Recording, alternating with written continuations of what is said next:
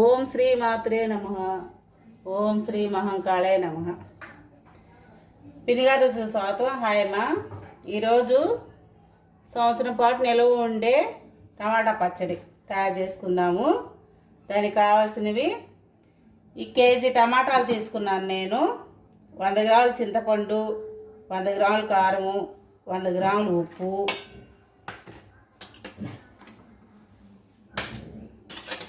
ఈ స్పూన్లు 2 చూసారా, ఇది పెద్ద స్పూన్ మనం భోజనం చేసేది, ఇది మామూలుగా ఏదైనా వాడుకునే టేబుల్ స్పూను. దీంతో ఆవాలు కొంచెం సన్నగా ఉండాలన్నమాట, మరి లావు ఆవాలు కాదు, కొంచెం సన్న ఆవాలు. ఇవి 4 స్పూన్లు, 2 స్పూన్లు మెంతులు, 2 స్పూన్లు జీలకర్ర. ఇవి నూనె వేసుకోకుండా వేయించుకోవాలి. 3 మెంతులు, ఆవాలు, జీలకర్ర తయారు చేసుకున్నాము. మీకు గ్లాసుల లెక్క చెప్తాను నేను.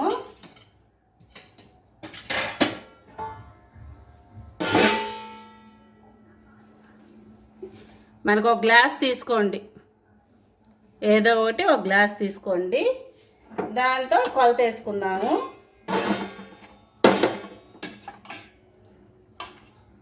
ముక్కలు కోసుకోండి, శుభ్రం కడిగి తలకాయలు తీసేసి.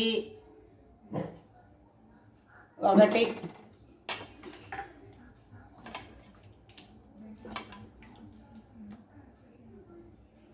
2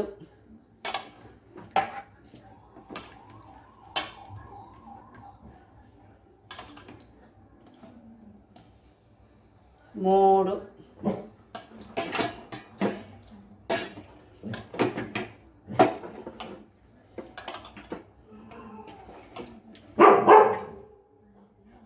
4. మీకు ఈజీగా చెప్తాను కదా నేను. 4 గ్లాసులు ముక్కలు. ఈ కొంచెం పొయ్యి పెట్టుకొని మిగతా చెప్తాను మీకు.